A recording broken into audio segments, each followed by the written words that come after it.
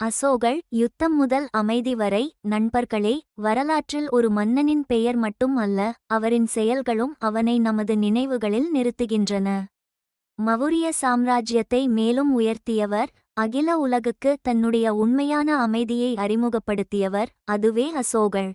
காளிங்க போரை வென்றபின் அவர் எப்படி மாற்றம் அடைந்தார், புத்தமதத்தை ஏற்றுக்கொண்டு அமைதியை பரப்பினார் என்பதை பார்க்கலாம். அசோகரின் வாழ்க்கை, அவரின் தவறுகள், மாற்றங்கள் அனைத்தும் நம்மை ஏதேனும் கற்றுக்கொள்ள தூண்டும் ஒரு ஆழமான பாடமாக அமையும். காளிங்கப் போரின் கொடூரம். அசோகர் தனது ஆரம்பகால ஆட்சியில் மிகவும் வெற்றிகரமான போராளி. ஆனால் காளிங்கப் போரில் பல ஆயிரக்கணக்கான உயிர்களை இழந்தது அவரது மனதில் ஆழமான தாக்கத்தை ஏற்படுத்தியது. இந்த நிகழ்வு அவரது வாழ்க்கையை முழுமையாக மாற்றியது. அமைதி மற்றும் புத்தமதத்தை ஏற்றது.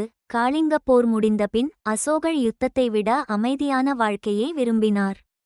அவர் புத்தமதத்தை ஏற்றுக்கொண்டு அதர்மம் என்பதிலிருந்து தர்மம் என்ற சிந்தனையை உலகிற்கு பரப்பத் தொடங்கினார். திருத்தலங்களின் உருவாக்கம். அசோகர் தனது ஆட்சியில் புத்தமதத்தை பரப்ப தம்பதிகள் மற்றும் தூதர்களை அனுப்பினார். பல மலைச்சுவடிகள், மானின்கள் ஆகியவற்றின் மூலம் அவரது செயல்கள் பதிவு செய்யப்பட்டுள்ளன. அசோகர் அமைத்த சட்டங்கள். அசோகர் தனது மக்கள் இடையே தர்மம், மனிதாபிமானம் மற்றும் பிறர் மதிப்பீடு போன்ற பண்புகளை வளர்த்தார். இவரது ஆட்சி காலம் நல்லிணக்கத்தின் அடையாளமாக இருந்தது.